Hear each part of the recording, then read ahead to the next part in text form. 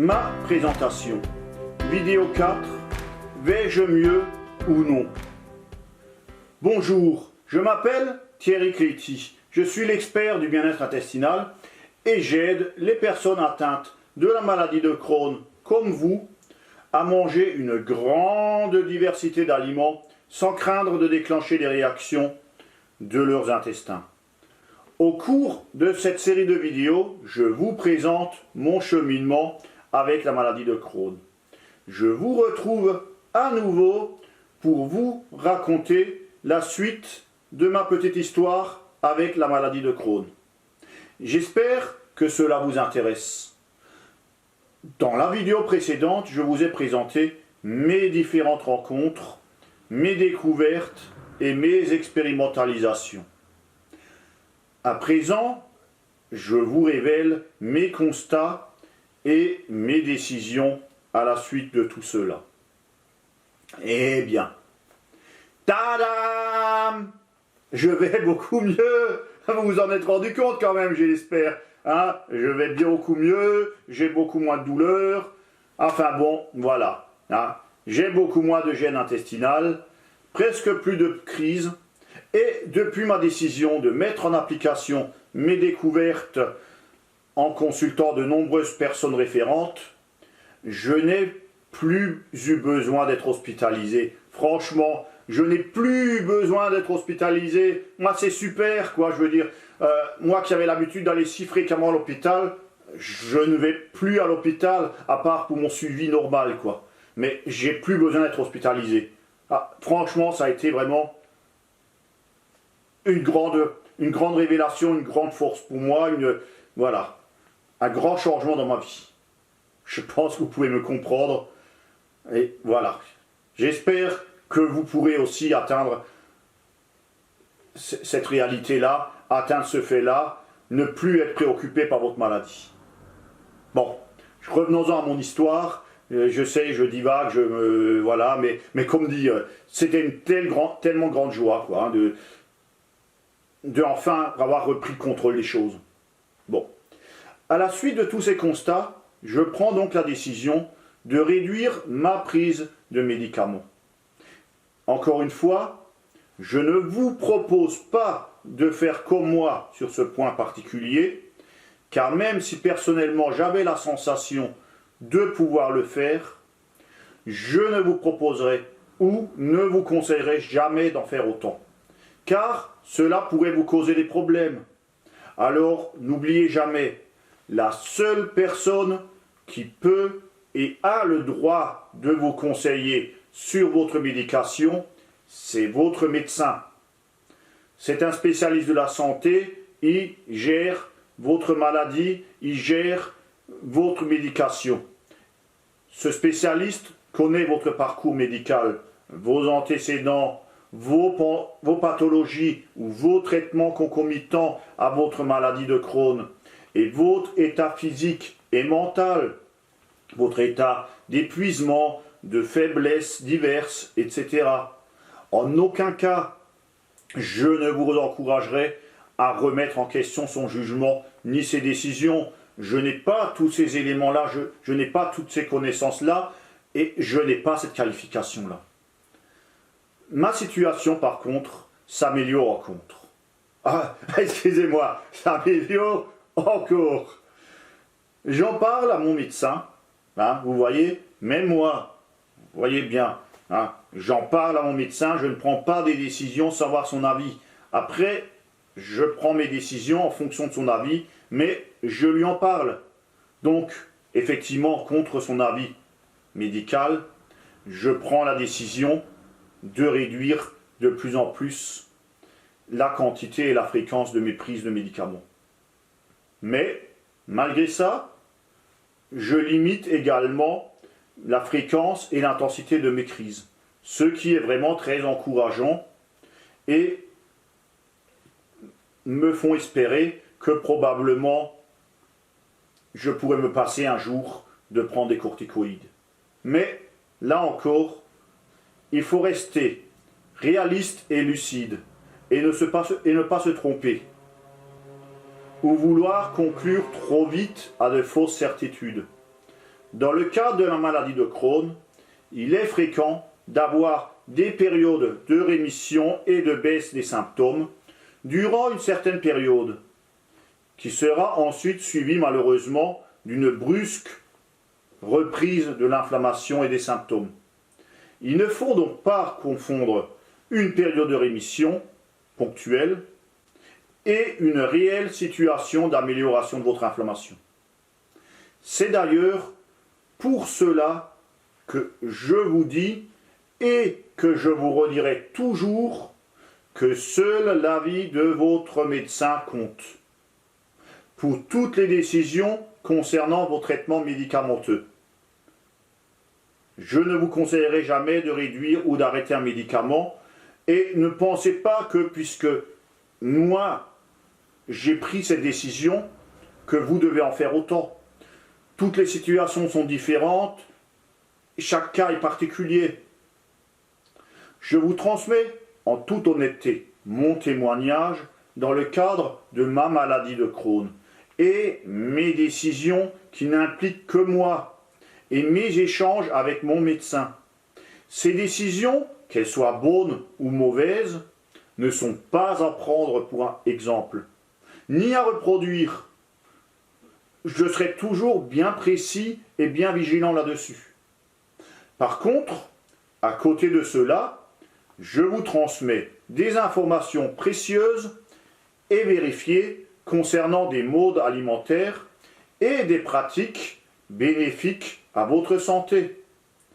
L'application de ces conseils ou recommandations ne vont pas à l'encontre de vos traitements médicamenteux, mais en complément pour vous permettre d'avoir une meilleure hygiène de vie, de meilleures habitudes adaptées à votre maladie, de découvrir précisément et individuellement les aliments qui causent des distensions ou des irritations de votre paroi intestinale, ainsi que de bonnes habitudes alimentaires qui vous permettront de moins vous intoxiquer, de moins intoxiquer votre organisme et donc de lui permettre d'être plus apte à se réparer en complément, bien entendu, de vos médications. L'un va avec l'autre, l'un ne va pas contre l'autre. Le médicament vous donnera une aide, de bonnes habitudes alimentaires permettront d'ailleurs même aux médicaments d'être plus efficaces. Mais l'un travaillera avec l'autre, en complément l'un de l'autre. Ne les mettez donc pas en contrariété ou en concurrence. Voilà. Par ailleurs, je voulais aussi vous dire toujours sur ce sujet-là, qu'en cas de doute, je vous conseille vivement de toujours demander l'avis de votre médecin avant d'envisager des changements importants dans vos habitudes de vie ou alimentaires. Qu'il s'agisse de reprendre ou de prendre la pratique régulière d'une activité physique, d'exclure ou d'inclure certains aliments que vous ne preniez pas régulièrement, de prendre des compléments alimentaires par exemple. Pour tout cela, pour tous ces changements importants dans vos habitudes de vie, je pense que l'avis de votre médecin est utile, car il pourra vous dire s'il pense que ça peut cohabiter avec les pathologies annexes autres que vous avez et les médications qui vous prescrit. Il ne faut pas qu'à un moment donné, l'un puisse nuire à l'autre. Je pense que, voilà, j'espère que vous avez bien compris. Donc, n'hésitez pas. Je veux dire, je ne me mets pas, moi, face à un médecin. Je veux, en plus de votre médecin, également vous donner des bons conseils pour prendre plus soin de votre organisme et vous permettre donc, du coup, d'aller mieux grâce aux médicaments et grâce à mes conseils. Voilà. Prendre des décisions sans savoir exactement si vous pouvez les prendre ou non peut entraîner des conséquences que vous n'avez pas envisagées par rapport au traitement médicamenteux que vous suivez et au diagnostic de votre médecin. Donc n'hésitez pas, prenez toujours conseil auprès de votre médecin.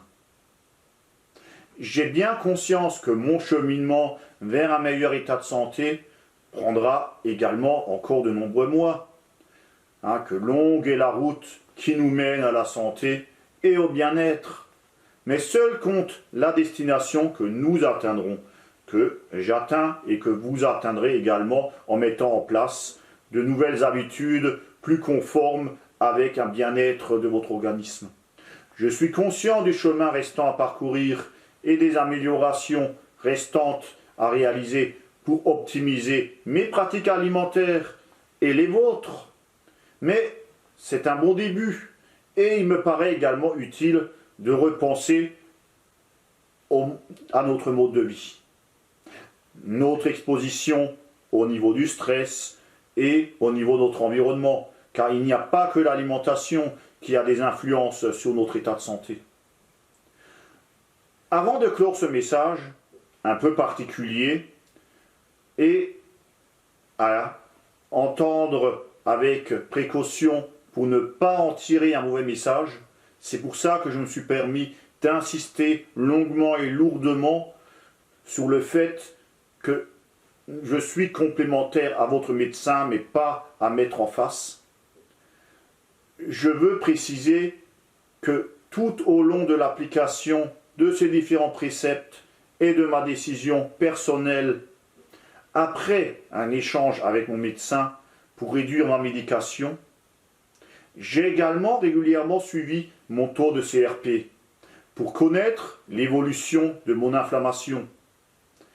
Je reconnais qu'à la suite de la réduction de la fréquence de mes prises de médicaments, donc de corticoïdes, puis à la réduction donc des doses de ce médicament, j'ai au départ, comme je vous l'avais dit lors de la vidéo précédente, si on asperge moins sur l'incendie, il y a eu une augmentation importante de mon inflammation. Certes, sans conséquence notoire de gêne ou de crise, qui était due effectivement à cette baisse, mais quand même, au niveau des analyses, j'ai constaté une augmentation de l'inflammation. Cependant, ce taux est ensuite régulièrement descendu au fur et à mesure sur plusieurs années doucement, jusqu'à actuellement atteindre, selon les dires de mon médecin traitant, un taux qui ne correspond plus à celui d'une personne atteinte de la maladie de Crohn. Donc maintenant, au bout de quelques années, j'ai un taux de CRP, un taux d'inflammation normal de monsieur tout le monde. Ce qui ne veut pas dire, attention, ça ne veut pas dire que je n'ai plus la maladie de Crohn. Notre maladie, il faut bien le savoir, est actuellement, avec la connaissance de la médecine et des sciences, incurable. Mais simplement, en ce moment, ma maladie est au repos depuis plusieurs années et mes intestins ne subissent plus particulièrement l'inflammation liée à notre maladie. Ils peuvent donc, selon moi, se renforcer et c'est ce qui explique le fait qu'ils sont beaucoup moins sensibles et réactifs quand je fais un petit écart et que je mange peut-être un ingrédient que je ne devrais pas. Eh bien, dans le temps, j'avais une réaction quand même assez importante derrière. Maintenant, ça se passe bien. Mais bon, ce n'est pas non plus une excuse pour généraliser et de reprendre, je dirais, les mauvaises habitudes qu'on avait auparavant. Puisque je pense que sinon, à force de faire des bêtises, la situation va malheureusement de nouveau empirer. Mais bon, ça le rend quand même, de manière moins sensible et moins réactif. Pour reprendre rapidement mes propos de ce message, où je sais que j'ai longuement insisté sur certains points en les développant, donc je vais faire un rapide résumé. Donc je voulais simplement, et je veux simplement vous dire qu'à la suite de l'application de nombreux préceptes d'amélioration de mes habitudes de vie et de mon alimentation, je vais maintenant beaucoup mieux. Je n'ai plus eu de crise importante nécessitant de séjour à l'hôpital.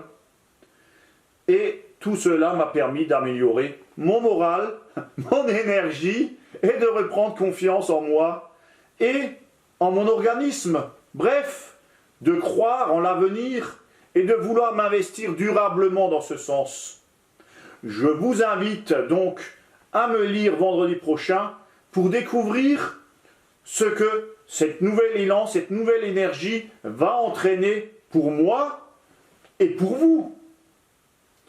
À très bientôt, les mangeurs sereins. Ciao, ciao. Ah oui, j'oublie toujours. Et surtout, n'hésitez pas à consulter mes nombreuses vidéos sur ma chaîne YouTube, ainsi que mes articles sur mon blog, La Santé en mangeant. Et laissez-moi un commentaire en dessous de cette vidéo, des vidéos sur YouTube, des articles sur la santé en mangeant, pour me dire ce que vous en pensez, pour me dire au niveau de cette vidéo, qu'est-ce que vous en pensez, ou qu'est-ce que vous avez compris de ce que je vous ai dit. Ça me permettra de vérifier également que vous avez pas mal compris quelque chose. Donc dites-moi, est-ce que vous avez bien compris le rôle d'un côté des médecins, de la médication, et le rôle de ce que moi je souhaite vous transmettre, de mes conseils en mode de vie, en alimentation santé. Voilà. Laissez-moi un petit commentaire et notez-moi ce que vous en avez compris, ce que vous en pensez. Ça me permettra de vérifier. Et si je me suis mal fait comprendre, c'est possible. Hein. C'est quand même un sujet, voilà, un petit peu épineux. Voilà. Je pourrais répondre et recadrer, non pas vous recadrer, mais repréciser ce que je voulais dire et là où je me suis fait mal comprendre. Puisque je ne voudrais pas qu'il y ait une incompréhension là-dessus. Voilà. Je vous dis maintenant quand même à bientôt et à vendredi prochain. Ciao, ciao!